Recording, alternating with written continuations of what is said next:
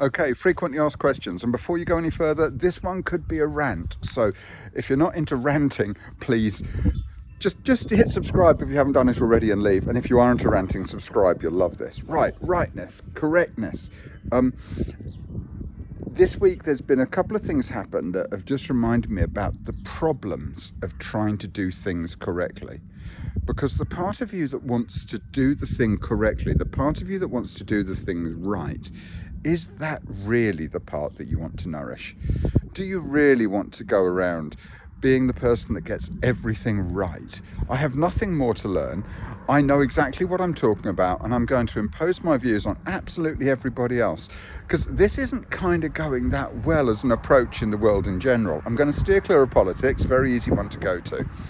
I think that we need to always create the space to accept that while our perspective may work for us, it's not the same perspective as everybody else, and that what we should really be doing is working towards the core aim of Qigong when we're practicing Qigong.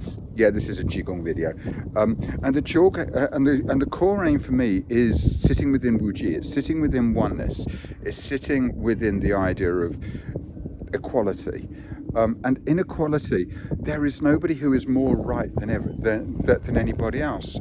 I think if you look at pretty much every wisdom tradition in the world, it will point to this idea. It'll point to the idea of, there is something beyond right and wrong. I think Rumi, there was a wonderful poem that I'm going to horribly misquote here, where he was saying, there is a field beyond right and wrong. Meet me there. We see this within the image of the Tai Chi.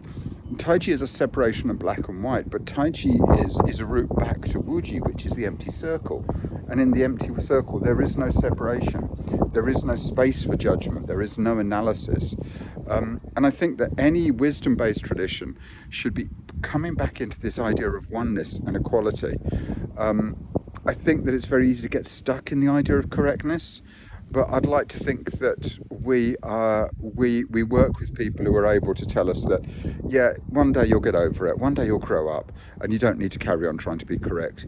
You can be curious, you can be inquisitive, you can learn, you can accept, you can work in a state of awareness. Right, I told you it was going to be a rant. That was my Christmas rant. Happy bloody Christmas. Bye-bye.